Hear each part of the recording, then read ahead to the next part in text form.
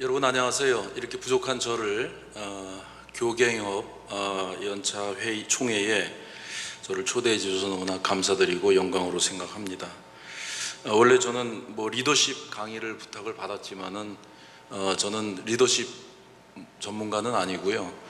그냥 제가 그동안 살아오면서 제가 행사한 리더십 이야기를 여러분들하고 나누면서 우리 목사님들께서 조금이라도 같이 도움이 됐으면 하는 마음으로 이 자리에 섰습니다. 저는 사실 저희 부모님은요, 두 분 다 이북에서 피난을 오셨고요.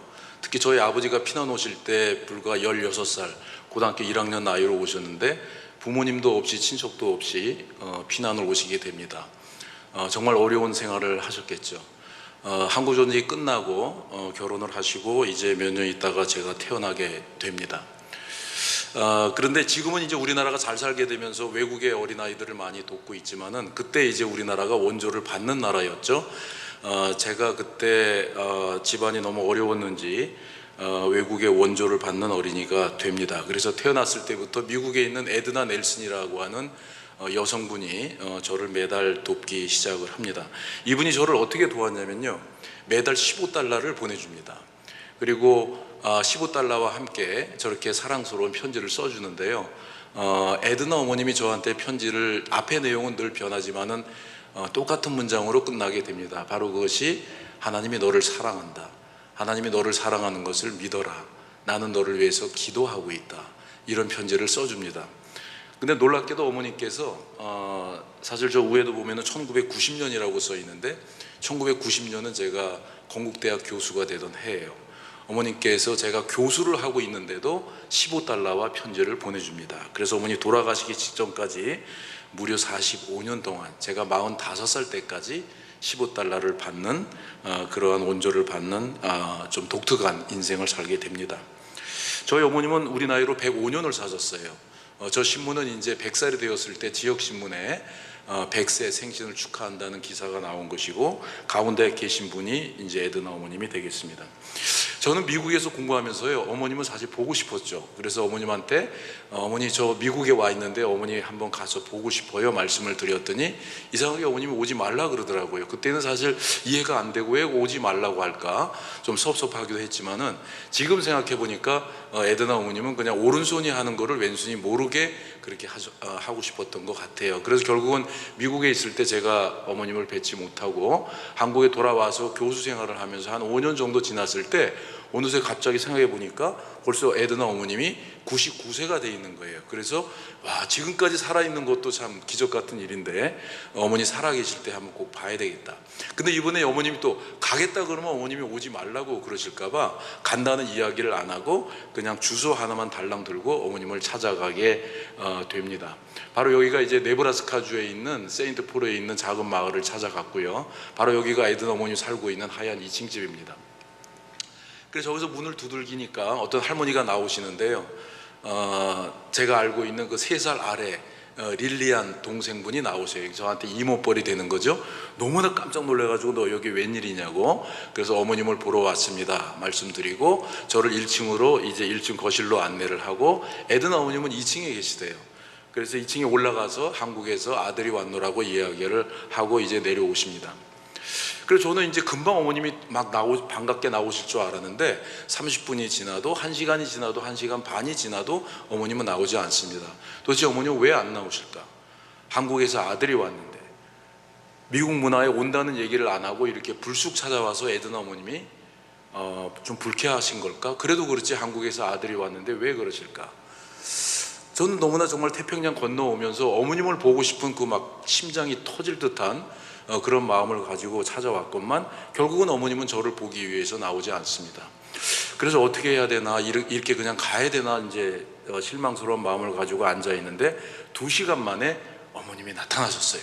그래서 2층에 이제 서 계시는 거예요. 그래서 자세히 들여다보니까 왜 어머님이 2시간 만에 나와 있었는지 짐작할 수가 있었어요. 2시간 동안 뭘 하고 계셨냐면, 어머님은 이제 99세다 보니까 혼자서 움직이는 게 굉장히 불편했고, 그러다 보니까 2시간 동안 혼자서 목욕을 하고 계셨고, 이쁘게 화장을 하고 계셨고, 빨간 루즈를 바르고 이쁜 목걸이, 귀걸이, 이쁜 옷을 입고 이제 서 계시는 거예요. 저기 이제 빨간 옷을 입으신 분이 에드나 어머님이십니다. 99세 할머니예요. 너무나 아름답고 이쁘죠. 저렇게 이쁜 옷을 입고 심지어는 구두도 빨간 구두 힐도 높은 그런 구두를 신고 위에 계신 거예요. 정말 제가 그동안 살아가면서 많은 여성들을 봐왔지만 가장 아름다운 여성을 보던 순간이었고, 하나님이 저를 위해서 천사를 이렇게 내려다보낸 그런 어떤 기분이었어요. 그래서 여기서 에드나 어머님을 제가 처음 만나는데, 이때 40년 만에 40살이 됐을 때 처음으로 에드나 어머님을 만나서 지금도 잊을 수 없는 정말 아름다운 그 시간을 일주일 동안 같이 먹고 자면서 이제 오게 됩니다. 저는 사실 비록 가난한 집에서 태어났지만요, 제가 영적인 축복을 받고 많이 성장을 합니다. 저희 아버지도 비록 배우지도 못했고 가진 것도 없었지만은 장로님으로, 권사님으로 부모님은 저를 위해서 새벽마다 기도하시는 부모님이 계셨고요. 또 그것도 부족해서 하나님께서 태평양 건너 미국에 에드나 어머님을 보내주셔서 저를 위해서 무려 45년 동안 기도하는 미국 어머님을 보내주셨고, 저희 외할머님도 이북에서 피난 오셨는데요, 예수 믿고 저를 위해서 늘 기도하는 권사님 외할머님을 주셨습니다. 그런데 하나님께서 저에게 공부를 잘하는 축복은 주지 않았어요. 그렇다고 해서 제가 공부를 안 하고 부모님 말씀을 안 듣는 그런 불량 소년이 아니었어요. 늘 교회도 열심히 다녔고 부모님 말씀도 잘 듣고 착한 어린이였고, 또 늘 책상에 앉아서 공부를 하는 그런 어린이였어요. 근데 성적이 오르질 않는 거예요. 제가 이제 머리가 나빴던 거죠. 어느 정도 나빴느냐면요, 가족들하고 같이 TV 드라마를 보고 있으면은 가족들이 막 웃어요. 그러면 왜 웃냐고 물어보고 설명을 듣고 그때서 제가 웃고, 또 TV 드라마를 보다가 가족들이 막 슬퍼하면은 왜 슬퍼하냐고 물어봐서 설명을 듣고 저도 슬퍼하는, 그러니까 남들보다 항상 이제 이해력이 좀 떨어지는 그러한 이제 어린 시절을 보내면서 성장을 하게 됩니다. 저희 동생이 너무나 답답했는지 오빠는 형광등이야 그러면서 형광등 오빠라고 그렇게 놀렸습니다. 근데 이렇게 공부를 못하는 것이 결국은 결정적으로 대학을 들어가야 할 고등학교 3학년까지 가게 됩니다. 11월이 됐는데요, 집에 들어갔는데 어떤 어른이 와 계신 거예요. 보니까 건국대학교의 정치외교학과의 김명진 교수님인데 전 처음 봤죠. 저희 아버지하고 이북에서 같이 피난을 오신 분이래요. 그러니까 제가 왔다 갔다 하니까 이 교수님이 명환아 여기 잠깐 앉아봐 그러는 거예요. 그래서 제가 앉았죠. 그래도 물어보는 거예요. 아 명환아 너 대학 갈 때 안 됐니? 그래서 제가 교수님 제가 대학 갈 때 됐습니다. 그러니까 어디를 가려고 하냐요. 그래서 말씀을 드렸죠. 제가 대학은 가고 싶은데 지금 실력이 없어서 제 실력으로 학교 갈 수 있는 곳이 없습니다. 그랬더니 갑자기 교수님이 가만히 생각하시더니 너의 꿈이 뭐냐고 물어보는 거예요. 근데 저는 사실 그동안 꿈이 없었어요. 왜냐면 어렸을 때 늘 반에서 열등생으로 지냈기 때문에 제가 남들처럼 멋진 그런 꿈을 가져본 적이 없어요. 근데 대학 교수님이 제 앞에 앉아서 꿈이 뭐냐고 물어보는데 거기다 대고 꿈이 없다고도 얘기할 수가 없고, 그렇다고 꿈을 갑자기 얘기하려고 하니 생각한 적이 없으니까 갑자기 떠오르는 것도 없고, 그분 얼굴을 보니까 교수야. 그래서 저도 얼떨결에 그냥 교수가 꿈이라고 일단 얘기를 합니다. 그러니까 이분이 이제 화끈하게 웃으시면서 명환아 너무 잘 됐다는 거예요. 그래서 놀라서 뭐가 잘 됐는데요 교수님이 그랬더니 우리 학교에, 그러니까 건국대학교에 네가 들어가야 할 학과가 있다는 거예요. 근데 저는 너무 이상했던 것이, 저도 고등학교 3학년 수험생이니까 건국대학교에 어디를 지원하면 제가 학교 갈 수 있을지 누구보다도 자세히 들여다봤을 거 아니에요. 근데 분명히 건국대학교에 제 실력으로 학교 갈 수 있는 곳이 없었거든요. 놀래가지고 그런 게 있어요? 어디에요? 그랬더니 공과대학의 미생물공학과라는 게 있다는 거예요. 그래서 제가 그 얘기를 들으면서 웃으면서 아유 교수님 그런 그렇죠. 저는요 문과 학생이에요. 저는 문과 학생이기 때문에 이과를 갈 수가 없습니다. 지금은 문과 이과 교차 지원이 가능해요. 그런데 제가 들어가야 할 70년대 중반에는요 문과 학생이 이과에 가서 지원한다는 건 불가능한 거고, 저는 제 실력으로 문과에서도 제가 못 들어가는데 더 어려운 어떻게 이과에 공과대학에 가서 합격을 하냐, 그건 불가능한 거다. 그리고 둘째 거긴 적성이 안 맞아요. 저는 시를 읽고 시를 쓰는 걸 좋아했던 문학소년이었는데 제가 어떻게 제가 제일 싫어하는 적성에도 맞지 않는 거기 가서 과학을 공부합니까? 어쩌든 저는 거기 합격할 수가 없습니다. 그랬더니 합격할 수 있다는 거예요. 그래서 그게 무슨 말이에요? 거기 어떻게 합격을 해요? 그랬더니 거기가 가끔 미달학과가 된다는 거예요. 여러분 지금은요 생명공학, 모든 사람들이 무슨 말인지 다 알아요. 그러나 제가 대학 들어갈 때는 생명공학이라는 단어가 우리나라에 없었어요. 그러니까 사실은 아무도 안 가는 거죠. 거기 뭘 가리키는지도 모르고 뭘 하는 학과인지도 모르니까 아무도 가지 않는 소위 비인기 학과였던 거예요. 또 교수님이 하시는 말씀이 그래요. 근데 거기는 취직은 안 된다 그러는 거예요. 졸업을 해도 정말 취직이 안 되죠. 사실 그때 뭐 생명공학 산업이 없으니 우리나라에 뭐 공부를 해봤자 무슨 취직이 되겠어요. 근데 교수님이 결정적으로 저에게 하는 말이, 그런데 네가 지금 나한테 교수가 꿈이라 그러지 않았냐? 너 교수가 되려면은 앞으로 10년 동안 계속 공부만 해야 돼. 너 대학 졸업하고 대학원 가야 되고, 그리고 외국에 유학 가서 박사가 돼야, 그래야 겨우 교수가 돼. 근데 너무 잘 됐다. 그 학과는 졸업을 해도 다행히 취직이 안 되니, 너는 다행히 취직할 사람이 아니고 계속 교수가 되기 위해서 공부를 해야 되니 너한테 딱 잘 됐다는 거예요. 근데 10년 뒤에는 생명공학 시대가 온다는 거예요. 그런데 여러분, 제가 생명공학이 뭔지도 모르는 고등학교 3학년 학생이 생명공학 시대가 온다고 하는데 그게 사실 제 피부에 와닿냐고요. 무슨 말인지 모르죠. 그럼 어떻게 해야 됩니까? 결국 이제 그 대학에, 어쨌든 제가 서울에서 대학생이 될 수 있는 유일한 길이 알게 됐기 때문에 결국은 이제 건국대학 미생물공학과에 제가 입학을 하게 됩니다. 지금도 기억나는데 3월 5일 날 대학 입학식이 됐는데 하는 날에 막 이제 학교를 가려고 하니까 어머님이 잠깐 앉으래요. 그러더니 대학 입학을 축하한다 그러면서 이렇게 허연 봉투를 주는 거예요. 그래서 야, 정말 어머님이 얼마나 기뻤는지 없는 살림에 그 금일봉까지 주는구나 이렇게 했더니 편지 봉투를 뜯어봤더니 역시 돈은 아니었고 그 안에 저렇게 종이 쪽지에다가 성경 말씀 역대하 16장 9절 말씀을 적은 것이 이제 대학 입학 선물이었습니다. 원래 이 말씀이 좀 길어요. 근데 어머님이 간단히 어떻게 적었냐면은, 여호와는 전심으로 자기에게 향한 자를 위하여 능력을 베푸시나니, 이렇게 적었어요. 그러면서 어머님이 하시는 말씀이 저한테 그러는 거예요. 아들아, 이런 말을 해서 정말 미안한데 네 머리로는 너는 죽었다 깨나도 교수가 될 수가 없다는 거예요. 그래서 너무 놀래가지고 그게 무슨 말이에요? 그랬더니 네 머리는 검증된 머리라는 거예요. 더 놀라서 그건 또 무슨 말이에요? 그랬더니 너는 어렸을 때부터 나한테 좋은 성적표를 한 번도 갖다 준 적이 없는데 어떻게 네가 대학 교수가 되냐, 이거 어떻게 박사가 되고 교수가 되냐 이거예요. 그거는 불가능한 이야기라는 거예요. 그래서 제가 너무 놀래가지고 어머니, 그럼 제가 대학 가지 말까요? 그랬더니 그게 아니고 대학은 가래요. 그런데 네 머리로 아무리 노력을 해도 대학 교수는 안 되는데 될 수 있는 방법이 있다는 거예요. 그래서 놀래서 그게 뭐냐고 했더니 이 말씀을 하시면서, 하나님께서 네 속에서 능력을 베풀게 해라. 하나님께서 네 속에서 능력을 베풀게 하면은 너는 교수가 될 수가 있다는 거예요. 어떻게 능력을 베풀게 할 거냐? 방법이 있는데 그게 바로 전심으로 향해라. 네가 전심으로 향하게 되면은 하나님께서 네 속에서 능력을 베푼다는 말씀을 하시더라고요. 그러니까 저도 사실은 교회를 평생 다녔으니까 그 말이 무슨 말인지 알잖아요. 그래, 맞아. 내가 어떻게 교수가 돼? 정말 하나님이 나를 도와주지 않으면은 나는 교수가 될 수 없지. 그래서 대학을 들어가면서 그때부터 한 것이, 그래, 하나님의 능력을, 하나님이 내 속에 들어와서 능력을 베풀게 해야 되겠다. 그러려면 하나님과 가까이 지내야 되겠다. 그래서 그때부터 이제 새벽 예배를 다니기 시작을 합니다. 정말 열심히 기도해요. 대학교 들어가자마자. 그러면서 기도 갖고도 부족할 것 같아. 그래서 뭘 하면 좋을까? 예수님이 전도가 얼마나 중요하면은 우리에게 하늘나라 올라가시기 직전에 전도를 하라고 이렇게 부탁을 했을까? 그래, 전도를 해야 되겠다. 근데 그때 마침요, 제가 조그만 교회를 다니고 있어가지고 목사님 혼자 계셨어요. 그러니까 제가 대학생이 되니까 저한테 큰 보직을 줬는데요, 학생의 지도교사를 하라는 거예요. 그래서 그래, 이게 기회다 해서 제가 이제 학생의 지도교사를 하는데, 지도교사를 맡을 때 학생이 18명으로 시작합니다. 그래서 열심히 전도를 해서요 4년 만에 85명으로 부흥을 해요. 그러니까 목사님이 너무 기분 좋았던지 이번에는 주일학교 부장을 한번 해보래요. 그래서 24살 때 부장을 하는데 100여 명으로 시작했는데 2년 만에 300명으로 부흥을 합니다. 정말 열심히 기도하고 전도했어요. 이유는 딱 한 가지, 하나님한테 잘 보이려고, 하나님이 내 속에 들어와서 일을 하게 만들려고 기도하고 전도를 합니다. 근데 그때 목사님의 설교 말씀 중에 제가 큰 은혜를 받은 말씀을 만나게 되는데 바로 잠언 12장 24절 말씀이에요. 부지런한 자의 손은 삶을 다스려도 게으른 자는 불임을 받는다는 얘기예요. 영어 표현은 아주 명확합니다. 열심히 노력하면 리더가 되고 게으르면 노예가 된다는 말씀이에요.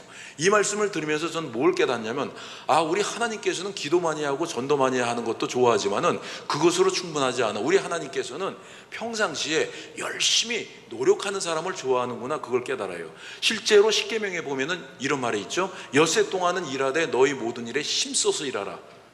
엿새 동안은 네가 학생이면 성적이 오르든 안 오든 최대한 열심히 노력을 해야 되고, 장사하는 사람은 열심히 노력해서 돈 많이 벌어야 되고, 사업하는 사람은 열심히 사업해야 되고, 노래하는 사람은 열심히 엿새 동안 노래 연습을 해서 훌륭한 가수가 돼야 된다고 하는 것이 성경적인 원리라는 것을 깨달아야 돼요.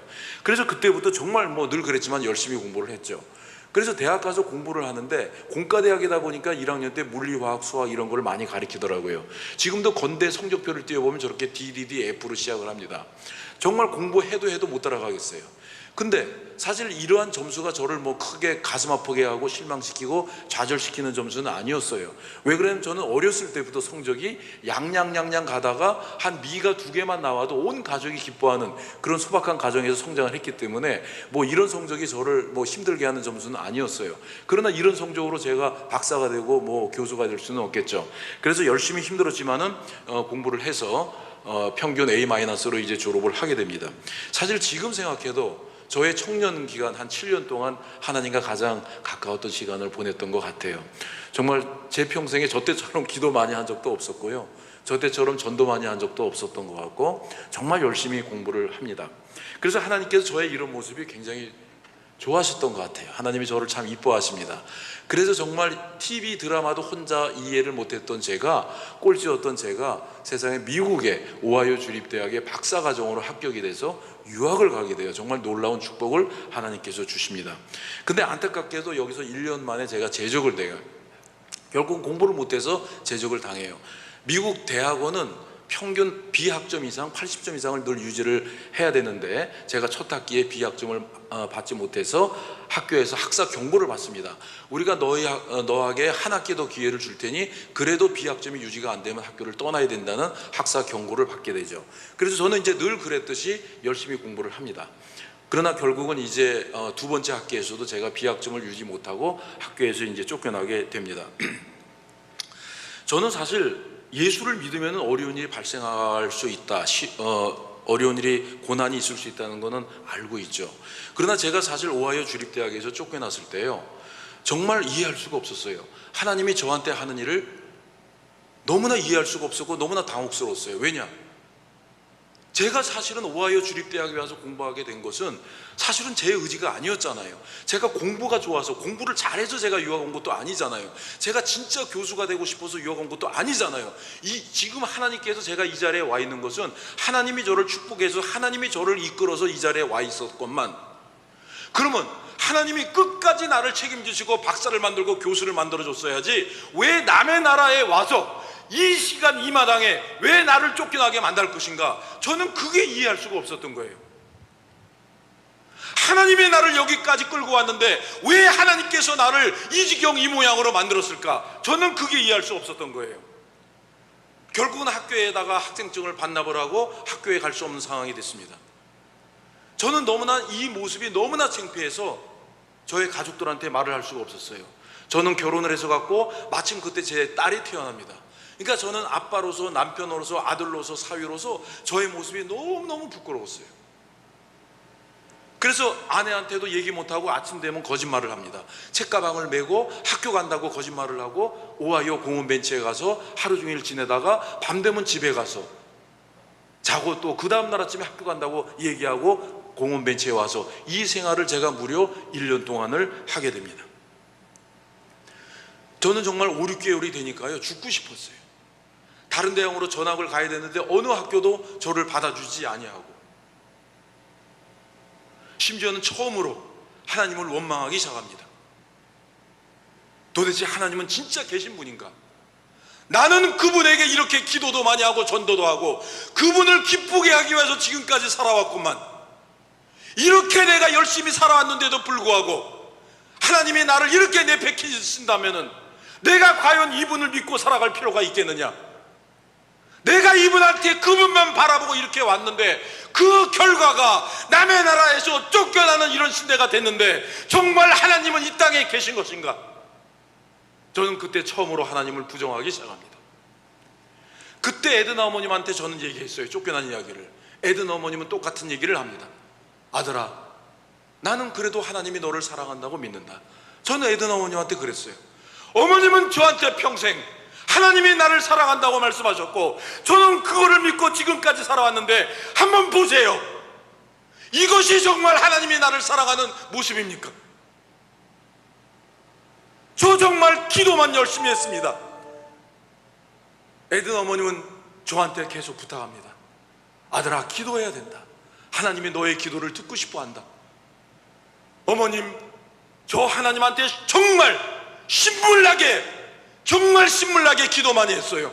더 이상 무슨 기도가 더 필요합니까? 그렇게 기도했는데도 하나님이 나를 이 지경으로 만들어 놨는데 내가 어떻게 그분한테 더 기도를 합니까? 저는 더 이상 이제 못합니다. 에든 어머님은 계속 저를 설득을 합니다. 결국 어머님은 저를 2달 동안 설득을 하셨고 하나님 앞에 다시 기도를 하기 시작합니다.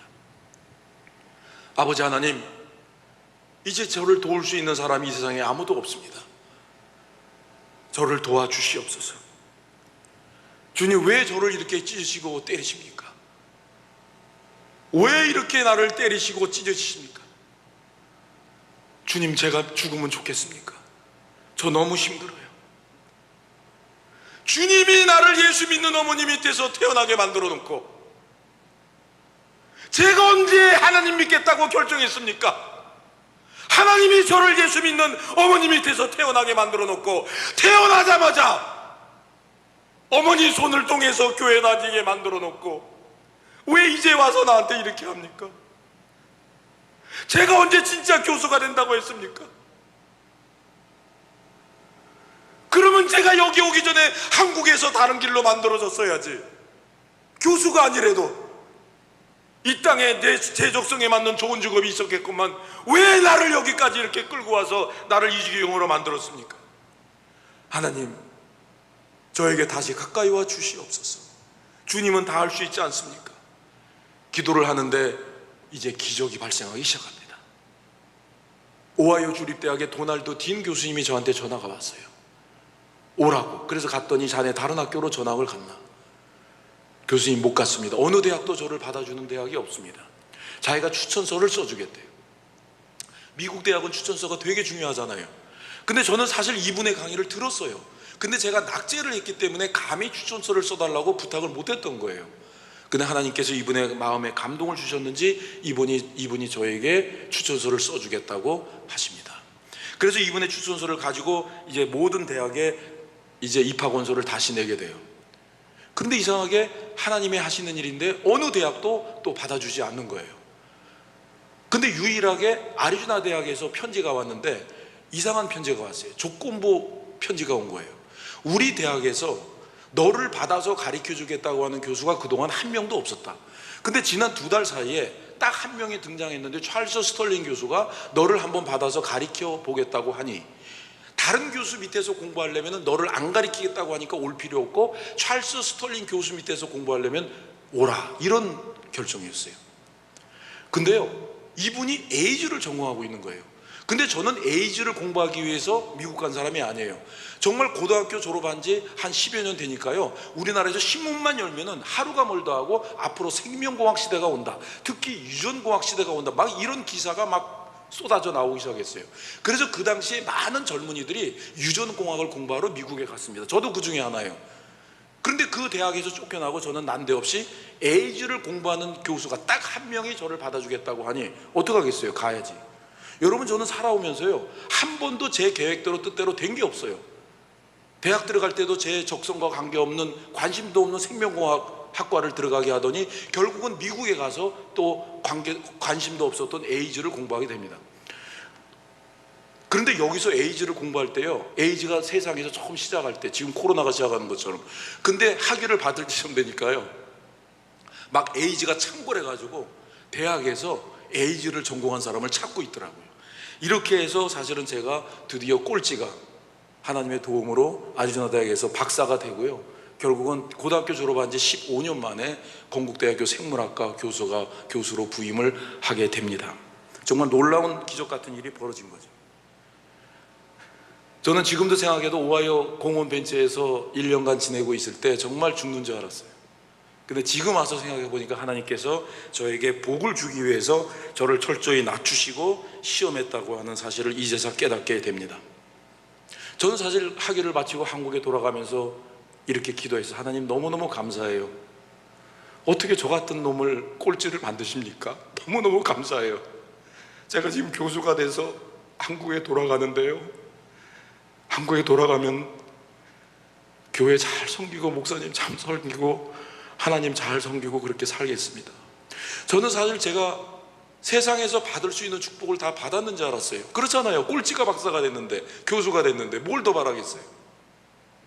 그런데 빌립보서 1장 6절에 있는 바와 같이 God is not finished with me. 하나님이 제 인생에 들어와서 일하시는 것이 끝난 게 아니었어요. 하나님은 계속 일을 하고 계셨던 거예요. 하나님께서 저에게 만남의 축복을 주셨습니다. 제 인생에서 계속 중요한 사람들을 보내주셨는데, 대학 교수가 되고 나서 5년 뒤에 또 어떤 일이 벌어지냐면은 노벨상 수상자를 제 인생에 보내줍니다. 저희 건국대학교에서 개교 50주년 기념 행사를 하고 싶어 하는데 노벨상 수상자를 초청해서 하고 싶어 해요. 근데 마침 저희 대학에서 저한테 노벨상 수상자를 섭외해서 모셔오라고 하는 임무를 맡기게 됩니다. 근데 그 결정은 8개월 전에 하게 돼요. 우리 행사 8개월 전에. 그래서 그때부터 전 세계 노벨상 수상자를 다 접촉을 하는데요, 저도 몰랐고 아무도 몰랐던 사실인데 노벨상 수상자를 초청하려면 최소한 1년 전에 초청이 완료돼요. 이미 다 초청이 끝난 거예요. 그래서 아무리 강사료를 많이 준다고 해도 도저히 올 수 없는 그런 상황을 알게 됩니다. 근데 학교에서는 계속 저만 바라보고 있어요. 노벨상 수상자 어떻게 됐냐고 맨날. 그분을 초청을 해야 개교 50주년 기념 행사가 가능하기 때문에 늘 저만 바라보고 있게 되고, 이미 저는 접촉했건만 아무도 올 수가 없는 그런 상황을 알게 되죠. 그때 제 마음속에 그 간염 바이러스를 세계적으로 발견하고 백신을 개발했던 미국의 바로크 블룸버그 박사를 초청하고 싶었는데, 이분도 무려 2년 전에 영국의 옥스퍼드 대학에 초청을 받기로 결정을 해서 도저히 같은 날짜이기 때문에 올 수가 없는 그런 상황이 됩니다. 근데 이상하게 하나님께서 저에게 이분을 계속 마음에 주셨어요. 그래서 올 수가 없었지만은 저는 무작정 비행기를 타고 이분한테 날아갑니다. 날아가니까 이분이 사무실에서 옥스퍼드 대학과 계약서를 보여줘요. 그래서 2주 동안에 거기 방문을 하는 걸로 계약서를 보여주는 거예요. 그래서 너희가 다른 날짜로 옮기면 갈 수 있지만 이날에는 못 간다. 근데 우리가 개교기념 행사 생일날인데 그걸 연기할 수는 없잖아요. 안 됩니다. 가셔야 됩니다. 그러면서 제가 이제 복도에 나가서 앉아 있게 돼요. 너 왜 거기 나가서 앉아 있냐? 박사님, 우리 건국대학교에 간다고 할 때까지는 제가 여기를 떠나지 않겠습니다. 정말 무대뽀죠. 그래서 결국은 제가 여기서 밤새도록 시위를 합니다. 이분은 퇴근하고 저는 여기서 계속 복도에 앉아 있게 되죠. 그 다음날 아침에 왔어요. 왔다 갔다 하면서 저를 설득합니다. 난 도저히 못 간다. 저녁 때 다시 불러요, 저를. 그러더니 결국은 항복을 하십니다. 그래서 옥스퍼드 대학 일정을 2주 일정을 일주일로 줄이고 거기서 이제 건국대학교에 오게 되는 그러한 놀라운 기적 같은 일이 벌어지게 됩니다. 이렇게 해서 이분이 와서 저희 개교기념 50주년 기념 행사를 성대하게 마치게 됩니다. 그래서 이분이 미국에 돌아가는데 6개월 뒤에 연락이 왔어요. 조 교수, 이분이 그때 펜실베니아 대학 교수로 있었는데 미국 캘리포니아에 있는 스탠포드 대학 자기가 초청을 받고 갔게 됐는데 조 교수를 데리고 가고 싶은데 같이 갈래? 이렇게 연락이 왔어요. 어떡하겠어요? 당연히 가야죠. 노벨상 수상자가 저를 데려가는데, 그것도 제가 한 번도 가본 적이 없는 그 유명한 스탠포드 대학을 이분이 저를 데리고 가게 됩니다. 이 사진은 제가 스탠포드 대학에 도착을 해서 찍은 사진이에요. 가운데 계신 분이 이제 노벨상 수상자, 이분이 거기서 이제 이 토마스 메리건 교수를 소개하는데, 이분은 제 전공이 에이즈잖아요. 그 에이즈 분야의 세계 최고의 대가인 스탠포드 의과대학의 토마스 메리건 교수를 소개해 주면서, 조 교수, 너 여기 있으면서 시간의 60%는 이분하고 연구를 하고 나머지 40%는 나하고 지내자는 거예요. 너무나 기쁘죠. 세상에 이런 축복이 어디 있어요. 저 같은 이제 갓 젊은 교수가 된 젊은 조 교수에게, 대한민국의 평교수에게 이렇게 노벨상 수상자, 또 우리 분야 세계 최고의 대학가 밑에서 제가 공부를 하게 됐는데 큰 이런 축복을 받고 시작을 하게 됩니다. 근데 이상하게 노벨상 수상자가 오라 그래서 갔더니요, 갈 때마다 보면 꼭 다른 사람을 만날 때 저를 불렀어요. 다른 사람과 점심을 먹거나 저녁을 먹거나 혹은 커피 한잔 할 때 저를 부릅니다. 근데 이분이 노벨상 수상자니까 만나는 친구도 또 노벨상 수상자예요. 그러니까 저는 여기 있으면서 교과서에서 나오는 노벨상 수상자를 다 만나요. 심지어는 어느 날 오라 그래서 가보니까 실리콘밸리에서 성공한 억만장자가 돼 있는 기업인이 와서 앉아 있어요. 또 어느 날 오라 그래서 가보니까 유명한 정치인이 와서 앉아 있어요. 이분이 마침 미국 나사 우주생물학 연구소 소장을 하고 계셨는데 어느 날 오라 그래서 가보니까 얼마 전에 달나라에 갔다 왔던 또 우주인이 와서 앉아 있는 거예요. 저는 여기 있으면서요, 제가 평생 살아도 만날 수 없는 세계적으로 성공한 사람들을 여기서 다 만나게 됩니다. 근데 그거는 너무나 저의 가문의 영광이고 기쁜 일이긴 하지만은 제가 이해할 수 없는 부분이 있었어요. 왜 이분은 바이러스 전문가인데 저한테 바이러스 얘기는 안 가르쳐주고 모두 다 자기 친구를, 사람들을 만날 때 나를 부를까? 그게 이해가 안 되는데 한 5개월 지나고 나서 깨닫게 됐는데, 저는 그때까지 생물학 교수로서 제 머릿속에는 생물학, 그 중에서도 면역학 중에서도 에이즈에 관한 지식으로만 꽉 차 있었죠. 그러니까 제가 평생 살아오면서 만난 사람은 저하고 같은 전공을 공부하고 있는 학생이나 교수들만 만나왔던 거예요. 근데 이분을 통해서 생전 처음으로 다른 분야의 사람을 만나기 시작했던 거예요. 정치인도 만나고 인문학자도 만나고 기업인도 만나고 이런 사람들을 만나면서 처음으로 그들의 대화를 하면서 그들의 사고방식이 제 머릿속에 들어오기 시작하면서 제 머리가 변하기 시작했던 거예요. 즉 다시 말해서 다른 분야의 사고들이 제 머릿속에 들어오면서 제 머릿속에서 융합이 일어나기 시작했고, 소위 요즘 얘기하는 통섭적인 두뇌로 제가 바뀌기 시작했던 겁니다. 심지어는 노벨상 수상자 이분께서 어떤 걸 저한테 또 도와줬냐면은 실리콘밸리에서 세계적으로 성공한 기업인을 만나게 해줬어요. 심지어는 실패해가지고 노숙자로 살고 있는 거지가 된 CEO도 만나게 해줬어요. 그래서 이분들이, 이 기업인들이 어떻게 해서 성공한 기업인이 됐고 또 어떻게 해서 이렇게 쫄딱 망했는지, 그러한 이야기를, 생생한 이야기를 들을 수 있는 또 길을 열어주셨습니다. 즉 다시 말해서 이분이 실리콘밸리에서 저한테 뭘 가르쳐줬냐면, 이 과학을 가지고 어떻게 돈을 벌 수 있는지, 과학을 가지고 어떻게 회사를 창업을 해서 돈을 벌 수 있는지, 그런 과학의 상업화 과정을 제가 실리콘밸리에서 목격할 수 있도록 도와주셨습니다. 그리고 나서 이제 제가 한국에 돌아오니까 노벨상 수상자와 세계적인 대학에서 공부를 하고 이제 오게 되니까 막 언론에서 제가 했던 스토리를 지냈던 이야기를 이제 보도하기 시작했어요. 이때 하나님께서 저한테 또 다른 사람을 제 인생에 보내줍니다. 서정진이라고 하는 사람이 제 인생에 나타나는데, 이분은 대우자동차 임원으로 있었어요. 근데 대우그룹이 1999년도 이제 해체가 되죠. 망하게 되죠. 그래서 모든 직원이 실업자가 됐고, 이 사람도 실업자가 됐는데 마음속에 다른 사업을 하고 싶었는데 그게 바로 생명공학 사업이었어요. 그래서 저는 이 사람을 전혀 모르는 사람인데 이분이 저를 찾아와서 같이 생명공학 사업을 하자고 제안을 합니다. 그래서 우리가 같이 사업을 하기 시작했고, 여의도 국회의사당 앞에 넥솔 바이오텍이라고 하는 벤처기업을 만들어서 하게 돼요. 서정진 씨는 전문 경영인이지만 생명공학을 전혀 모르고 있었고, 저는 생명공학은 알지만은 사업을 전혀 해본 적이 없는 전혀 평범한 교수로서 두 사람이 만나서 이제 사업을 시작하게 됩니다.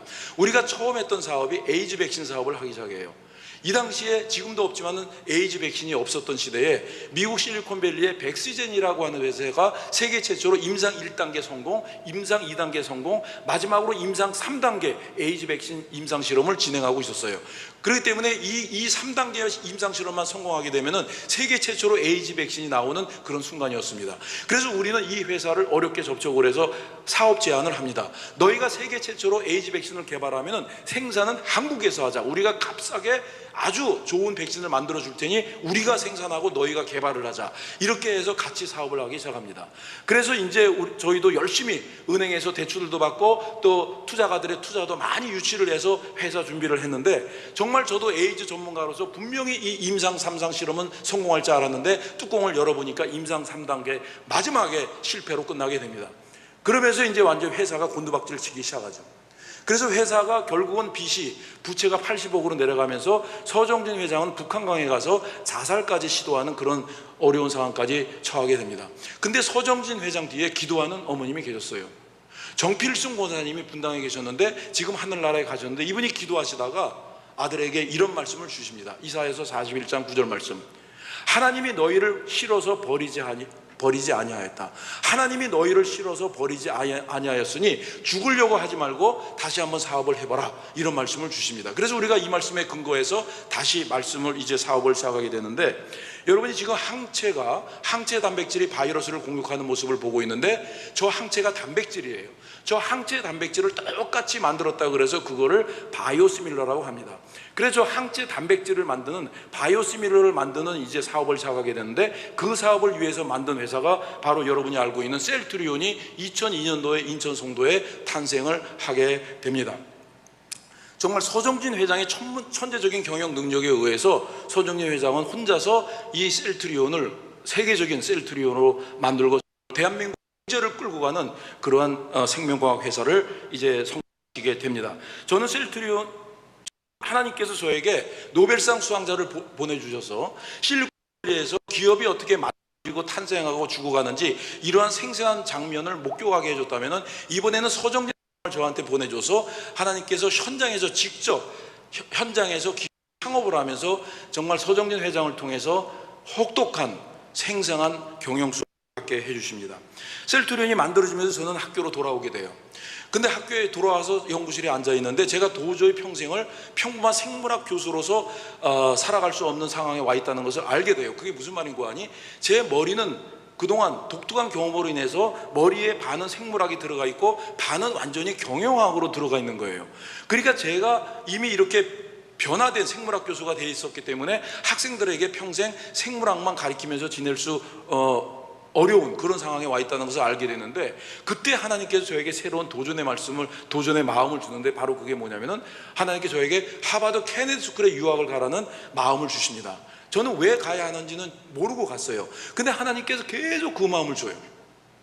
그것도 나이가 제가 49살에 50이 다 돼가지고 또 공부하라는 거예요. 저는 사실 공부가 굉장히 어려웠어요. 왜 그런지 아세요?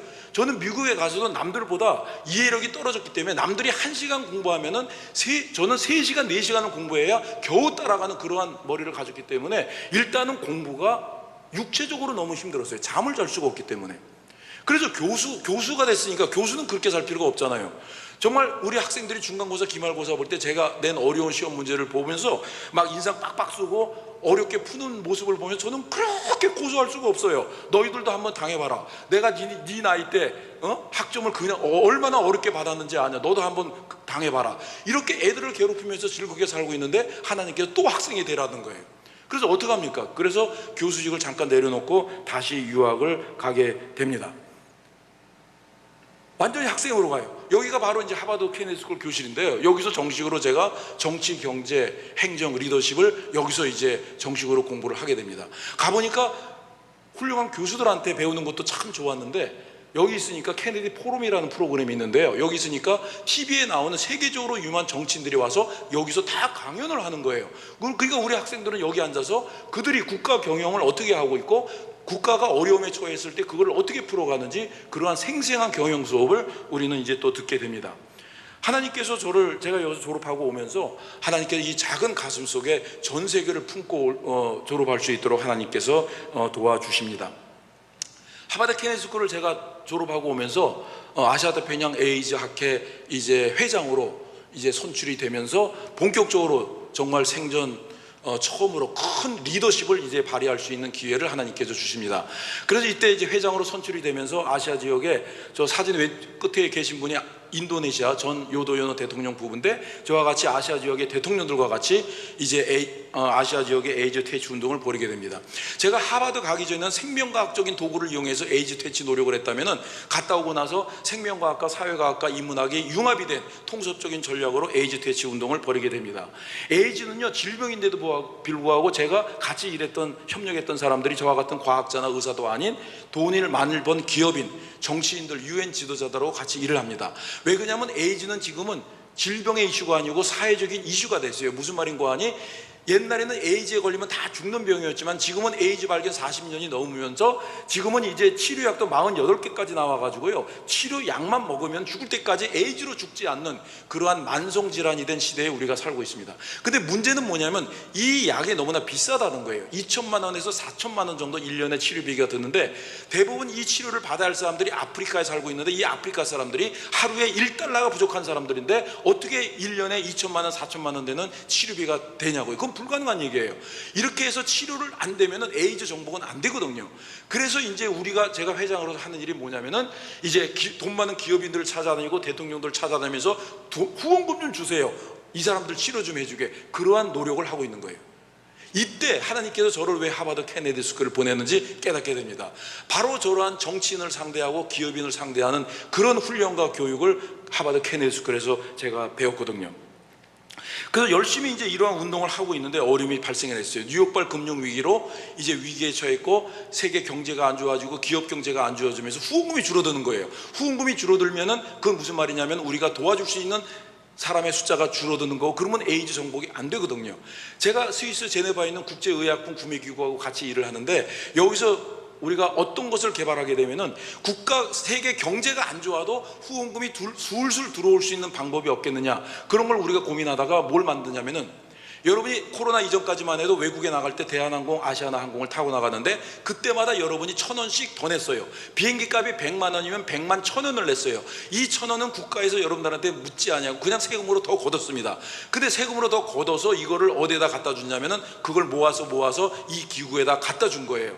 어려운 아이들을 도와달라고. 그래서 우리나라를 비롯해서 불과 8개 국가가 참여하고 있는데, 이들이 비행기 탈 때마다 1,000원씩 더 낸 것이 불과 5년 만에 2조 원이란 돈이 되어서 지금 아프리카에 있는 에이즈 말라리아 결핵 어린이 100만 명을 무료로 지금 치료를 해주고 있습니다. 여러분, 제가 에이즈 학회장으로서 국제 무대에서 리더십을 발휘하면서 참 어려운 일을 여러 번 겪었는데 그 중에 하나를 소개하고자 합니다. 제가 회장이 되고 나서 2007년도에 처음으로 아시아 태평양 에이즈 총회를 개최를 하게 됩니다. 2년마다 하는데요, 올림픽처럼 이제 국가에서 돌아다니면서 하게 되는데, 스리랑카 정부에서 이 행사를 유치하고 싶어 했어요. 왜냐면 스리랑카는 너무나 가난하고 힘든 나라이기 때문에 이런 대회를 이렇게 큰 국제 대회를 해본 적이 없는 거예요. 그래서 대통령이 나서서 유치를 했고, 정부에서 강력한 의지를 보여서 이제 이 스리랑카에서 국제 대회를 개최하기로 결정을 합니다. 근데 결정을 하고 나니까 우리가 몰랐던 사실이 있었는데, 스리랑카 북쪽에 타밀 타이거스라고 하는 방군이 있었던 거예요. 이 방군이 이 정부군과 늘 싸우고 있어서 독립을 위해서, 독립을 시켜달라고 맨날 그냥 총을 가지고 싸우고 있었던 그런 상황이었어요. 그런데 난데없이 이 타밀 타이거스가 우리 아시아 태평양 에이즈 총회를 망가뜨리기로 결정을 합니다. 그래서 이 국제대회를 스리랑카 정부가 지금 주최를 하는데, 이거를 못 열리게 함으로써 스리랑카 정부를 아주 난처한 입장에 처하기 위해서 이 국제대회를 망가뜨리기로 이 방군이 결정을 해서 행동을 하게 되는데, 어떤 일이 벌어지냐면은, 우리가 8월 달에 행사를 하는데 5개월 전에 콜롬보 도시에서 버스를 폭발을 시킵니다. 테러를 일으켜요. 그래서 여기서 한 50여 명이 순식간에 사망을 하게 됩니다. 그러니까 이제 막 국제 무대에서 흔들기 시작한 거예요. 조 회장, 이 대회를 과연 스리랑카 이 위험한 나라에서 할 수가 있겠느냐, 이 너무 위험하지 않겠느냐, 안전이 책임이 져야 되는데, 그래서 저는 해야 됩니다. 밀어붙였습니다. 대통령도 해야 된다고 그러고 걱정하지 말라고 그러고. 그래서 갔는데 행사 2달 전에 결국은 공항에서 비행기가 폭파하는 이런 테러 사건이 발생을 해요. 그러면서 전 세계에서 저한테 계속 압박이 오게 됩니다. 빨리 이 행사를 캔슬 시켜라. 이거를 취소시키지 않으면 우리나라 시민의 안전이 확보되지 않는 이 행사에 보낼 수 없으니 이 행사를 빨리 취소하라고 하는 압박을 저한테 주기 시작했고, 심지어는 유엔에서조차도 저한테 조 회장 이것은 취소해야 된다, 연기해야 된다, 이런 자꾸 압박이 오기 시작합니다. 그때 이상하게 근데 제 마음은 이 행사를 하고 싶어 했어요. 이것을 못하게 되면은 우리가 2년마다 하게 되면 에이즈 퇴치 운동에 막대한 지장을 초래하기 때문에 이것을 꼭 하고 싶어 했어요. 그래서 대통령한테 가서도 아무리 따져도 대통령은 걱정하지 말라고 그러죠. 아무 걱정하지 말라고 하라 그러죠. 그러나 국제 무대에서는 지금 막 버스가 터지죠. 비행기가 터지고 있는데 도저히 할 수 없는 이런 상황이 됐습니다. 그때 제가 콜롬보 시내에 있는 와디아 해변가에 가서 하나님한테 기도합니다. 하나님, 이 일을 어찌하면 좋겠습니까? 지금 국제 무대에서는 저한테 이 행사는 절대 해서는 안 된다고 하고 정부에서는 하자고 하는데 이걸 도대체 어떻게 해야 됩니까? 저는 저도 하고 싶은데, 이때 하나님께서 저에게 용기를 주십니다. 해보라고. 근데 그때 엉뚱하게 기도하는데 하나님이 어떤 마음을 주냐면은 방군 지도자를 만나보라고 하는 마음을 주십니다. 이건 건국대학교 생물학과 교수가 방군 지도자를 어떻게 만나며 그 사람을 왜 만납니까, 제가? 근데 그 강한 마음을 주셔서 제가 그 기도를 마치고 나서 국방부 장관, 외무부 장관을 만나서 내가 반군 지도자를 직접 만나서 내가 단판을 지어야 돼. 너희 정부를 내가 믿을 수 없으니 만나야 되겠다. 이렇게 선포를 하고 한국으로 돌아갑니다. 그러고 나서 이제 3주 만에 연락이 와요.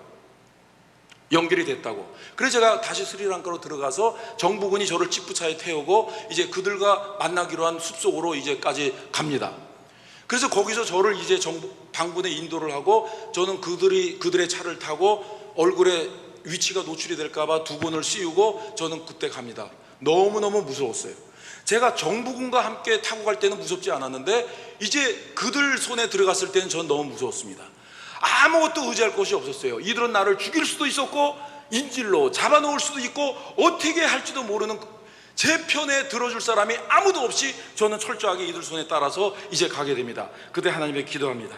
하나님, 제가 주를 의지하고 지금 적군을 향해서 지금 달리고 있습니다. 제가 하나님을 의지하고 가겠습니다. 천만이 나를 에워싸 징을 친다 하여도 나는 두려워하지 않겠습니다. 1000명이 내 왼쪽에서 10,000명이 내 오른쪽에서 쓰러진다 하여도 이 재앙이 나에게 가까이 오지 않게 하소서. 저는 이렇게 소리내서 기도하고 있지만은 저는 정말 마음속은 너무너무 무서웠어요. 하나님 앞에 그러나 기도합니다. 여러분, 모세가 12명의 정탐꾼을 가나안 땅에 보냈을 때 두 가지의 정반대 결론이 나왔죠. 10명은 뭐라고 보고했냐면 절대 우리 들어가면 안 된다. 우리가 들어가 보니 저들은 엄청난 거인이고 우리는 정말 메뚜기 같은 존재니 우리는 들어가서는 절대 게임이 안 된다. 들어가면 안 됩니다. 그런데 2명의 갈렙이어서 여호수아는 뭐라고 고백을 합니까? 이 두 사람 눈에도 어찌하여 그들이 거인으로 보이지 않았으며 어찌하여 자기가 메뚜기처럼 보이지 않았겠어요? 근데 여호수아와 갈렙은 이렇게 보고합니다. 그들은 그들 뒤에서 있는 하나님을 봤던 거예요. 아무 걱정 말아라. 하나님이 우리를 위하여 싸워주실 것이다. 우리는 들어가야 합니다. 저는 이 여호수아와 갈렙의 믿음을 가지고 결국은 반군 지도자 벨루필라의 지도자를 만납니다. 너무 무서웠어요.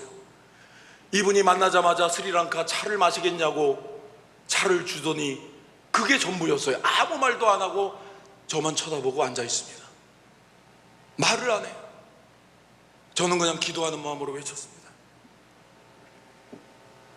너희는 아시아 태평양의 에이즈 총회를 망가뜨려서 스리랑카 정부에게 망신을 주면은 너희는 기분이 좋을 수는 있겠지만은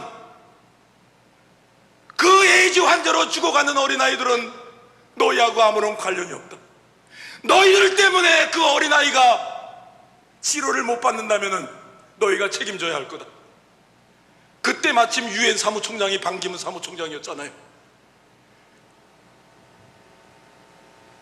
내가 반기문 사무총장한테 얘기해서 절대로 너희의 독립을 지지하지 말고 절대 독립을 시켜줘서는 안 되는 그러한 나쁜 사람들이라고 하는 것을 내가 세계를 돌아다니면서 외치면서 다닐 것이다. 저 에이즈로 죽어가는 어린아이들이 너희 독립하고 무슨 관계가 있냐. 저는 그냥 그렇게 외치고 나 간다 그러고 그냥 왔어요. 저는 죽는 줄 알았어요. 그런데 그냥 저를 편안히 보내주었습니다. 결국은 그 해 여름 아무런 일이 없이 아시아 태평양 에이즈 총회에서 대통령을 모시고 정말 성대하게 국제 행사를 마치게 됩니다. 여러분, 2030년까지 유엔과 우리들은 에이즈를 정복을 하려고 합니다. 여러분, 한번 다윗을 보세요. 내가 근심으로 눈과 혼과 몸이 쇠하였고 내 일생은 슬픔으로 보냈으며 내 기력이 약해졌고 나의 뼈가 쇠하였도다. 나는 잊어버린 바 되었고 깨진 그릇과 같습니다. 여러분, 혹시 이 다윗처럼 이런 어려운 상황에 처해 본 적이 있나요? 이 정도 되면 하나님을 원망할 것만 한데 다윗의 입술을 통해서 이러한 고백이 나옵니다. 나는 죽을지언정 그러하여도 주는 내 하나님이십니다. 그러하여도 주는 내 하나님이십니다. 여러분, 다니엘의 세 친구 사드락, 메삭, 아벳느고를 보세요. 느부갓네살 왕이 내가 만든 금으로 만든 이 우상에 절을 하거라. 절을 하지 아니하면은 뜨거운 불문불에 너희를 태워 죽으리라. 그러나 이 세 친구는 뭐라고 고백합니다. 하나님이 우리를 구해주겠지만은, 하나님이 그렇게 구해주지 아니할지라도 나는 우상 앞에 절하지 않겠노라. 내가 죽을지라도, 하나님이 나를 구하여 줄지 아니하여라도 나는 우상 앞에 절하지 아니하겠다. 여러분, 하박국 선지자의 고백을 보세요. 무화과 나무가 무성치 못하며 포도나무에 열매가 없으며 감람나무에 추수할 것이 없으며 밭에 식물이 없으며 우리의 양이 없으며 외양간에 소가 없을지라도, 없으며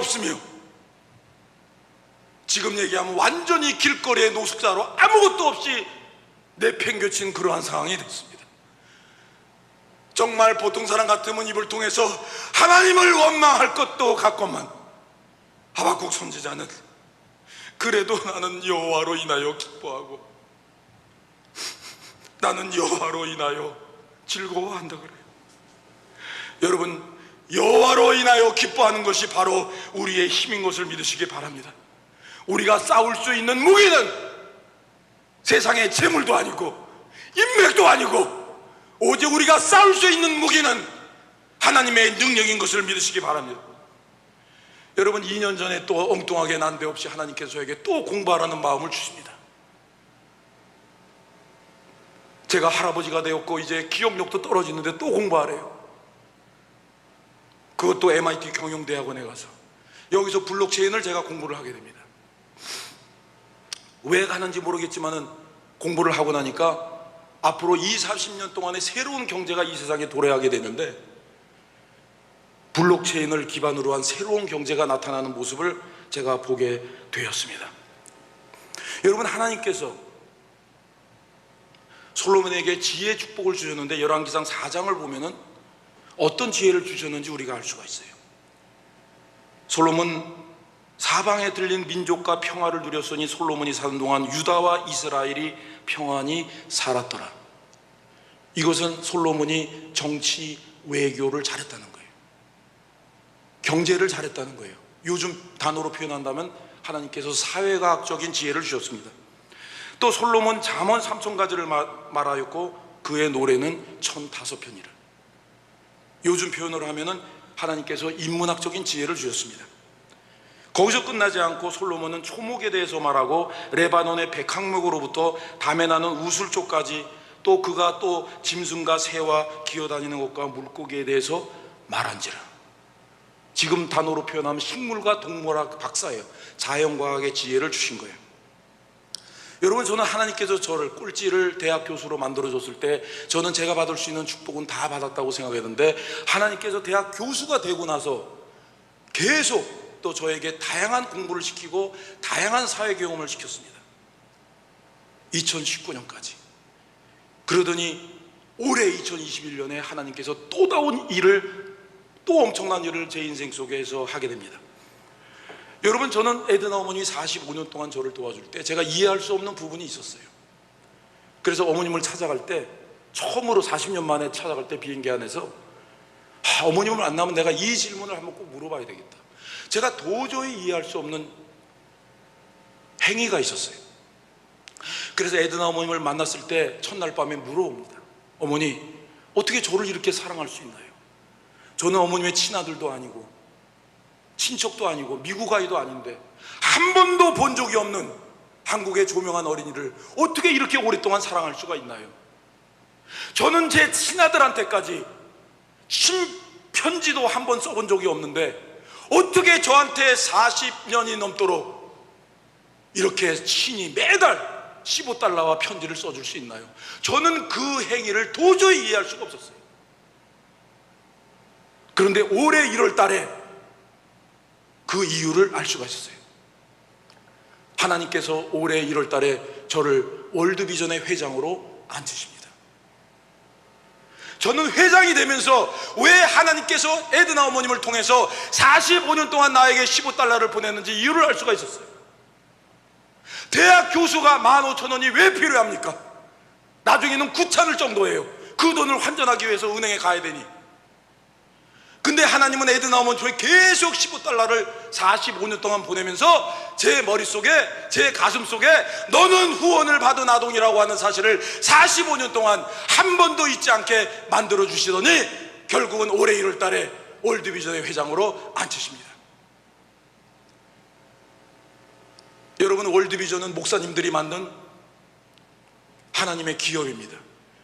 미국의 침례교단의 바피역스 목사님, 장로교단의 한경직 목사님, 성결교단의 정진경 목사님, 감리교단의 김선도 목사님이 모여서 만든 단체예요. 하나님의 기업입니다.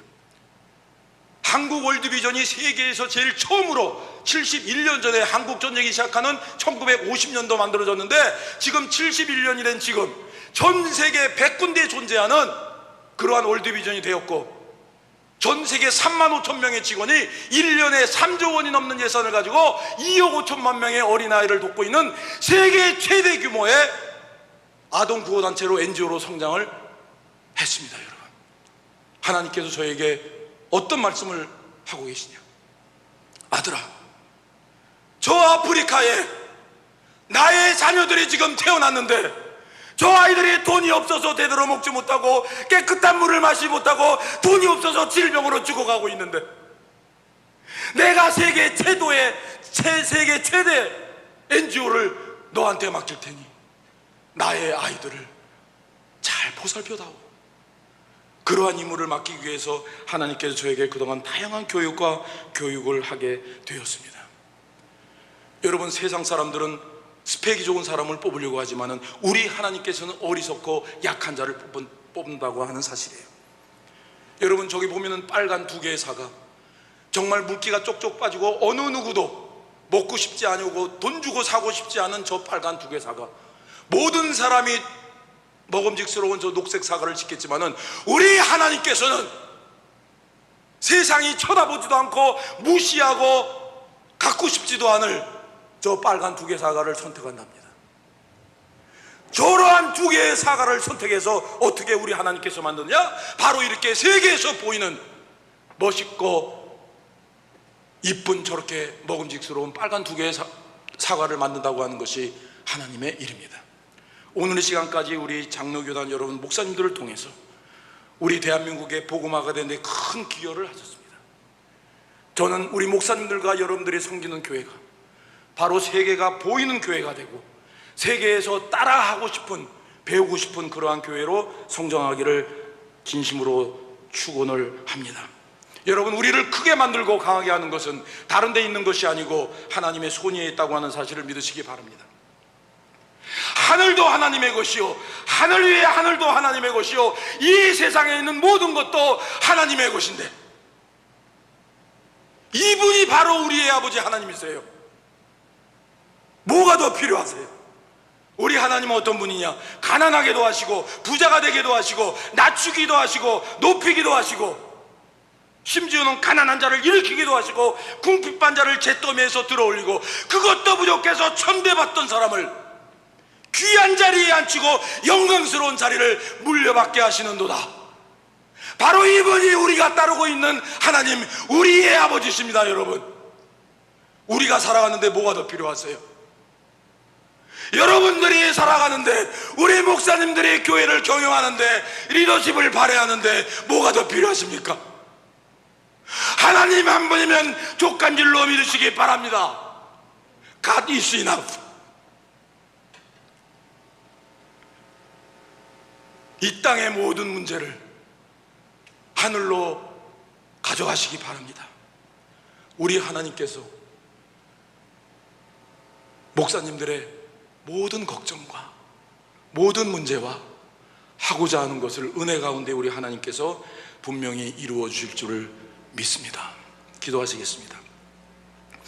아버지 하나님, 감사합니다. 이 부족한 종이 감히 우리 대한민국의 귀한 목사님들 앞에서 저의 이야기를 나누었습니다. 아버지 하나님, 저희 이야기를 통해서 하나라도 도움이 될 수 있도록 주님께서 인도하여 주시고, 우리 목사님들 특히 코로나 시대에 너무나 힘들어하고 계십니다. 성도들도 맘 놓고 만나서 예배도 못 드리고, 이러한 상황에서 우리 목사님들 힘 주시고, 아버지 무릎 꿇지 않도록 인도하여 주시고, 우리 목사님들 한 분도 쓰러지는 분 없도록 주님께서 인도하여 주시고, 이 상황 속에서 정말 생각지 못한 멋진 교회, 생각지 못한 우리 목사님들이 다시 태어나는 귀한 코로나 시대가 될 수 있도록 인도하여 주시옵소서. 예수님의 이름으로 간절히 기도하옵나이다. 아멘.